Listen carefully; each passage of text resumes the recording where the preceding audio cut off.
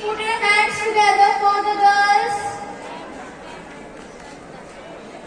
Turn back.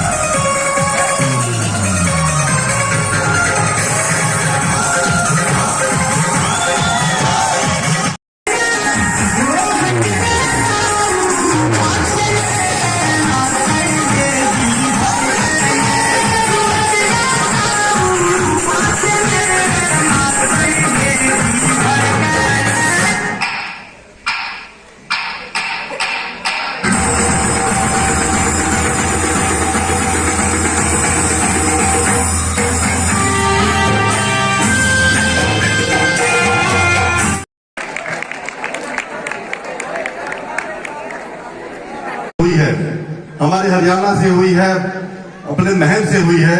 आज इस students Olympic international students Olympic committee के साथ वर्ल्ड की 72 कंट्रियां 72 देश ऐसे हैं जो इस मुहिम के पीछे हमारे साथ लगे हुए हैं, जिसकी शुरुआत भारत से हुई है। और ऑल ओवर इंडिया से 32 स्टेट्स ऐसे हैं जो स्टूडेंट्स ओलंपिक एसोसिएशन से एफिलेटेड हैं।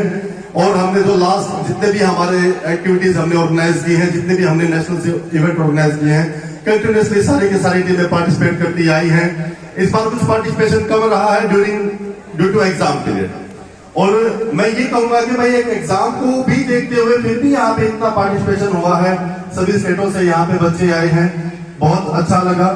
और इसके साथ साथ मैं ये चीज जरूर कहना चाहूंगा, ये एक ऐसी मोमेंट है जो सिर्फ देश का ही नहीं, हमारे प्रदेश में भी विदेशों में भी स्टूडेंट्स ओलंपिक के नाम पे हमारे जैसे नरेंद्र मोदी जी जो अभी एक्टिविटीज कर रहे हैं, आप सबने देखा होगा कि भाई पूरे वर्ल्ड में एक अगर वर्ल्ड नंबर 1 लीडर अगर कोई है तो नरेंद्र मोदी।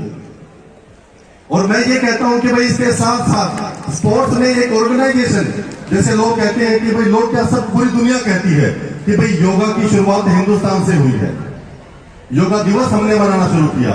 इसके साथ साथ स्टूडेंट्स ओलंपिक की अगर शुरुआत हुई है तो वो भी हिंदुस्तान से हुई है, जिसके पीछे आज पूरा वर्ल्ड खड़ा है। और ये हमारे लिए बड़े प्राउड की बात है। जो बच्चे यहाँ आए हैं, मैं आप सबको बहुत बहुत शुभकामनाएं देता हूं। इसके साथ साथ मैं एक शब्द और कहना चाहूंगा। देखिए, जो सभी बच्चे यहाँ आते हैं, कुछ बच्चे खेलते हैं, कुछ जीतते हैं, कुछ हारते हैं। तो इसके लिए मेरे पास एक शब्द है। हमारे पूर्व प्रधानमंत्री स्वर्गीय श्री अटल बिहारी वाजपेयी जी ने एक शब्द कहा है, ये सिर्फ हिंदुस्तानियों के लिए है। हम भारतीय हैं, हम कभी नहीं हारते, या तो जीतते हैं या सीखते हैं। जो बच्चे यहां से मेहनत नहीं लेकर के जाएंगे कोई बात नहीं, लेकिन एटलीस्ट आप यहां से कुछ न कुछ सीख करके जाएंगे। और मैं ज्यादा दक्षिण में कहीं कोई डीजे बजता हुआ दिखाई नहीं देगा किसी समारोह में। दक्षिण के गीत में, संगीत में, नाट्य कला में, जो भारत की नाट्य कला मैं कहता हूं दक्षिण की नहीं है, पूरे भारत की है, वो शास्त्रीय संगीत है, हमारे शास्त्रीय नाट्य हैं, उनमें कोई पाश्चात्य संस्कृति सभ्यता का कोई समावेश नहीं है। पूर्णतः शुद्ध हिंदी है। वो प्रधानमंत्री जी का जिक्र किया,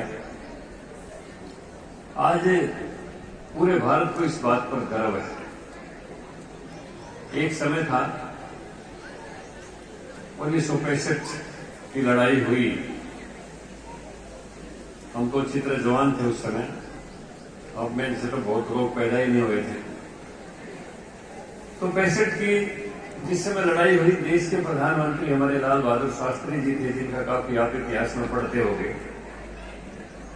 लड़ाई हमने जीत ली, लाहौर तक हम चले गए, लेकिन उस समय रूस के राष्ट्रपति थे, शायद ब्रेजनेव थे, ऐसा अंदाजा या खुरुश्चेव थे, ब्रेजनेव थे। उन्होंने ताशकंद के अंदर भारत के राष्ट्रपति जी को, भारत के प्रधानमंत्री जी को और पाकिस्तान के प्रधानमंत्री दोनों को बुलाया और वहां पर समझौते के ऊपर हस्ताक्षर करवा लिए। लाल बहादुर शास्त्री जी वापस जिंदा हिंदुस्तान में नहीं आए, 3 परिस्थितियों में उनकी मृत्यु हुई, ये एक रहस्य है। लेकिन उस समय रूस इतना ताकतवर था भारत के मुकाबले में कि भारत के प्रधानमंत्री को बुला के वो समझौते के ऊपर हस्ताक्षर करवाने की हिम्मत रखता था। लेकिन एक आज यूक्रेन में युद्ध चल रहा है, रूस यूरोप को धमकी दे रहा है कि अगर यूक्रेन की मदद की तो परिणाम भुगतने पड़ेंगे। रूस अमेरिका को धमकी दे रहा है, इंग्लैंड को धमकी दे रहा है, जर्मनी को धमकी दे रहा है कि अगर यूक्रेन की मदद की तो परिणाम गंभीर हो सकते हैं। लेकिन वही यूक्रेन, वही रसिया,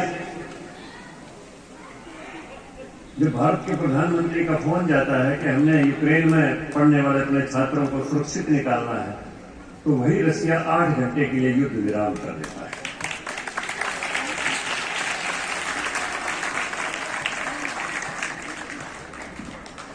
जो रसिया पूरे विश्व को परिणाम भुगतने की धमकी देता है, वो भारत को कहता है कि हम 25% कम दर पर आपको तेल देने के लिए तैयार हैं। और इससे बड़ी गर्व की कोई बात हो नहीं सकती कि वहां यूक्रेन में फंसे हुए किसी भी व्यक्ति के हाथ में तिरंगा होता है, वही तर जाता है। हमारे विरोधी माने जाने वाले मुल्कों के छात्र भी हाथ में तिरंगा लेके सुरक्षित निकल जाते हैं। जिसके हाथ तिरंगा वही सबसे चंगा।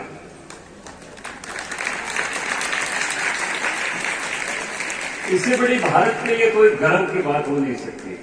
आज पूरा विश्व भारत की शक्ति का लोहा मानता है।